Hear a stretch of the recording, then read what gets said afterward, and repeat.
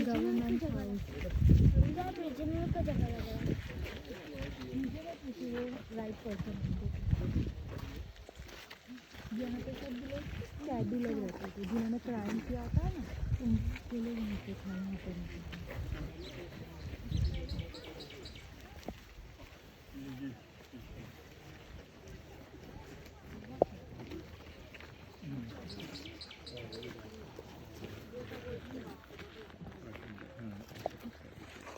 मुझे पूछी थी मैंने उनके राइट पर्सन उनको मुझे क्या ही नॉलेज है इस जगह के बारे में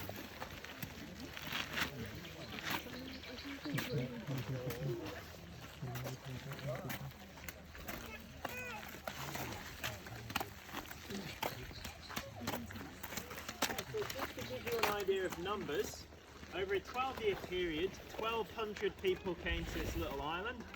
At top muster in 1828, there were 531 souls here.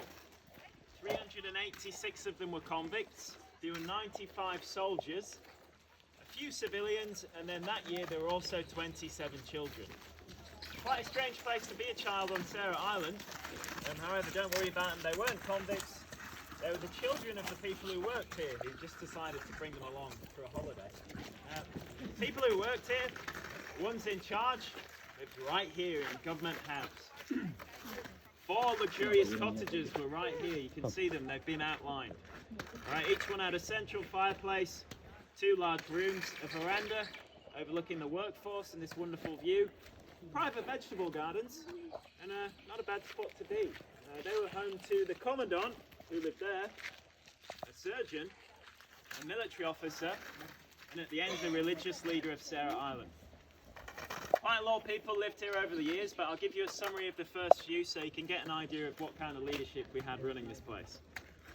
Alright, the first commandant, his name was Lieutenant Cuthbertson, and it's really difficult to put into words how much of an odd human being Lieutenant Cuthbertson was.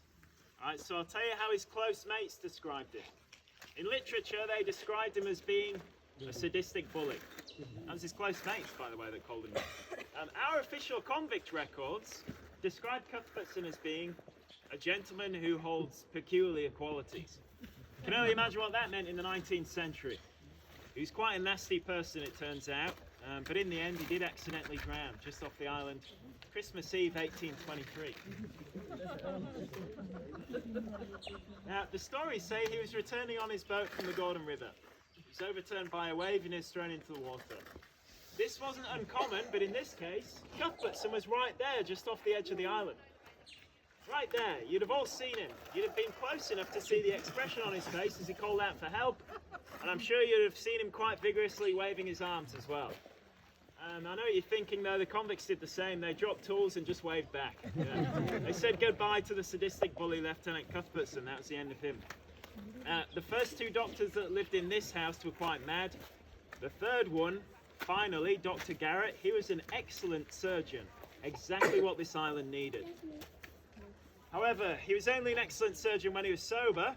And guess what? He was drunk his entire tenure on Sarah Island, much to the detriment of this settlement. So you're starting to see a pattern here, maybe.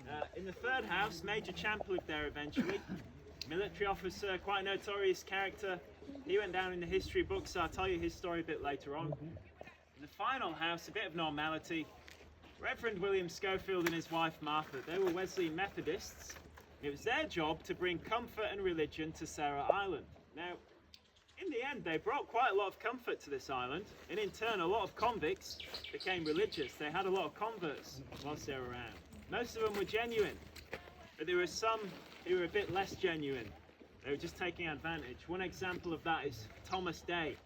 Thomas Day was a convict who came from Jamaica. He had to look after himself. He wanted to have a smoother ride as possible. So upon arrival, he went straight to the Reverend and his wife, and he became Methodist immediately. This was a new religion to Thomas Day at the time. He prayed very hard, he worked very hard, he gained the Reverend's trust, became his servant, and was rewarded with his own personal cottage.